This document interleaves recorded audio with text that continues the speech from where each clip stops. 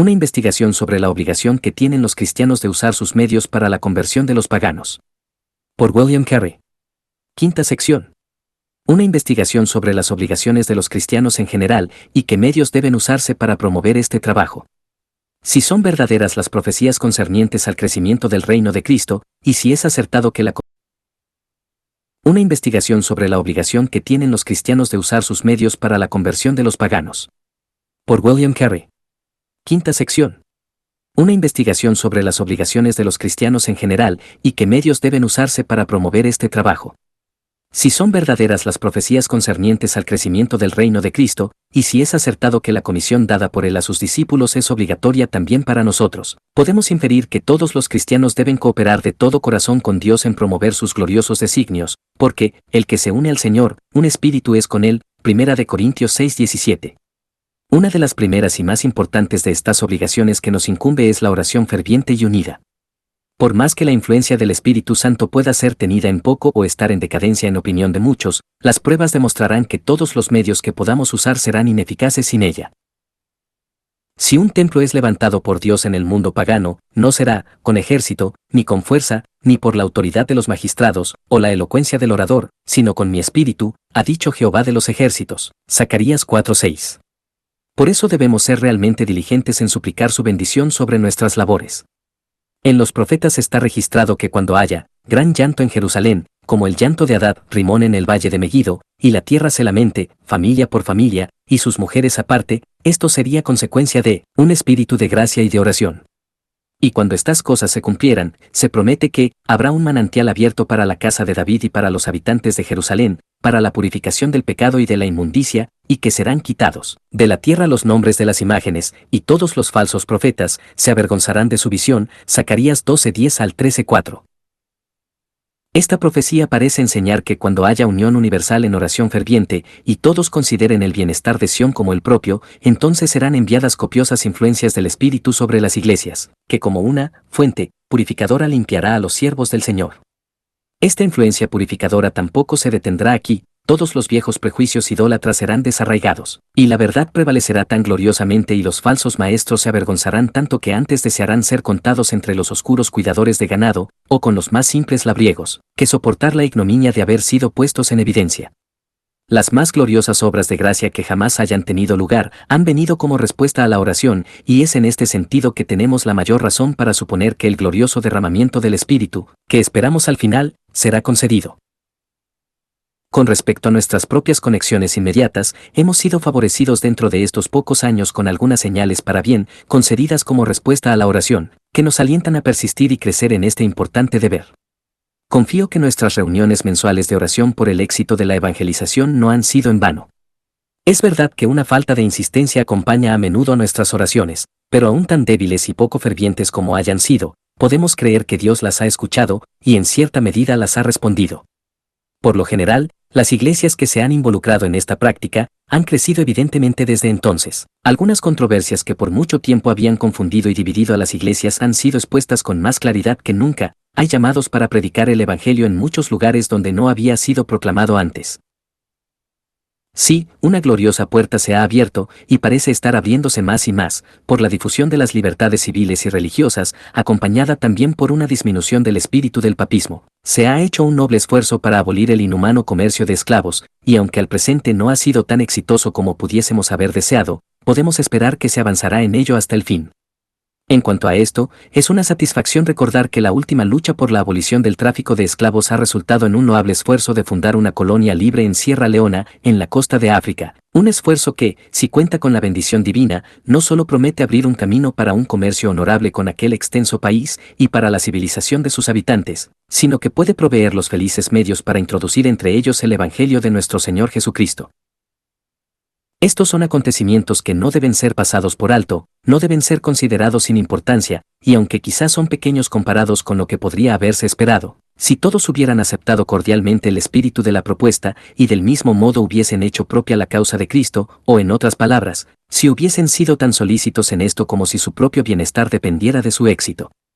Si una santa solicitud hubiese prevalecido en todas las asambleas de cristianos a favor del reino de su Redentor, probablemente hubiésemos visto antes no solo una puerta abierta, 2 de Corintios 2:12, para el Evangelio, sino a muchos corriendo, de aquí para allá, y, la ciencia, habría aumentado, Daniel 12:4, o una utilización diligente de aquellos medios que la providencia ha puesto en nuestro poder, acompañado de una bendición del cielo aún mayor que la que hemos visto. Muchos no pueden hacer más que orar, y la oración es quizá la única cosa en la cual los cristianos de todas las denominaciones pueden unirse cordialmente y sin reservas, pues en ella todos podemos ser uno, y en ella debe prevalecer la más estricta unidad. Si el cuerpo completo estuviese animado por una sola alma, con qué placer los cristianos cumplirían todas las obligaciones de su religión, y con qué deleite los ministros cumplirían todas las ocupaciones de su ministerio. Pero no debemos contentarnos con orar sin ejercitarnos nosotros mismos en el uso de los medios para obtener las cosas por las cuales oramos. Si los hijos de luz fueran más sagaces en el trato con sus semejantes que los hijos de este siglo, Lucas 16:8, empeñarían todo su esfuerzo en ganar tan glorioso premio, sin imaginar siquiera que éste podría obtenerse de otra manera. Cuando una compañía comercial ha logrado su licencia, generalmente la lleva hasta el límite máximo, sus reservas, sus naves, sus oficiales y empleados son igualmente seleccionados y controlados para responder a sus propósitos. Pero no se detienen aquí, ya que alentados por las perspectivas de éxito usan todos los esfuerzos, echan su pan sobre las aguas, cultivan la amistad de cualquiera de cuya información puedan sacar ventaja. Cruzan los mares más anchos y tempestuosos y enfrentan los climas más desfavorables, se introducen en las naciones más bárbaras y a veces soportan las más complicadas dificultades. Sus mentes continúan en un estado de ansiedad y suspenso, y una tardanza mayor de la usual en la llegada de un buque los agita con 1000 pensamientos cambiantes y presentimientos aprensivos que continúan hasta que las ricas ganancias han llegado seguras al puerto. Pero, ¿por qué estos temores? ¿De dónde todas estas inquietudes y este trabajo? ¿No es porque sus almas han entrado en el espíritu del proyecto y su felicidad en cierta manera depende de su éxito? Los cristianos son un cuerpo cuyo verdadero interés descansa en la exaltación del reino del Mesías. Su licencia es muy extensa, sus estímulos excesivamente grandes y las ganancias prometidas infinitamente superiores a todas las de la compañía más lucrativa. Por lo tanto, que cada uno en su puesto se considere obligado a trabajar con toda su fuerza, en todas las maneras posibles, para Dios. Supongamos que una compañía de cristianos serios, tanto pastores como laicos, formaran una sociedad y fijaran cierto número de reglas respecto a la regulación del plan, y las personas que debieran ser empleadas como misioneros, los medios para sufragar los gastos, etc. Esta sociedad debería estar constituida por personas cuyos corazones estén en la obra, hombres serios en su devoción, que posean un espíritu perseverante. Debe haber una determinación para no admitir ninguna persona que no encaje en tal descripción, ni retenerla más tiempo del que corresponda a esta. De tal sociedad debe surgir un comité, cuya función sea procurar toda la información que pueda sobre el tema, recibir contribuciones, investigar sobre las características, temperamentos, capacidades y puntos de vista religiosos de los misioneros, además de proporcionarles lo necesario para sus emprendimientos. También deben poner mucha atención a las opiniones de aquellos que emprenden esta tarea, ya que por falta de esto las misiones a las islas de las especias enviadas por la Compañía Holandesa de las Indias Orientales se corrompieron pronto, porque muchos fueron más por conveniencia de una ganancia temporal que por predicarles a los pobres indios. Esto atrajo pronto a cierto número de personas indolentes o libertinas, cuyas vidas fueron un escándalo para las doctrinas que predicaban, y por causa de los cuales el cristianismo fue expulsado de Ternate en 1694 y cayó en gran descrédito en otros lugares. Si hay alguna razón por la cual esperaría tener alguna influencia sobre mis compañeros y hermanos cristianos, probablemente sería más específicamente entre los de mi propia denominación. Entonces propondría que se formara una sociedad y un comité como los descriptos, dentro de la denominación bautista particular. No quiero de ninguna manera, al decir esto, confinar la misión a una denominación de cristianos.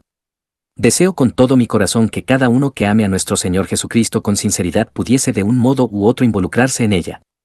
Pero con la división que existe actualmente en el cristianismo, sería más conveniente que cada denominación se involucrara por separado que si se embarcaran en ello juntas. Hay lugar para todos, sin que uno interfiera en el trabajo de otro, y si se produce una interferencia no enemistosa, cada denominación debería mostrar buena voluntad con la otra, y desear su éxito y orar por él, considerándolo por encima de la amistad completa con la gran causa de la religión verdadera. Pero si todas fueran entremezcladas, es probable que sus discordias particulares pudieran desalentar sus espíritus y retardar mucho su utilidad a la sociedad.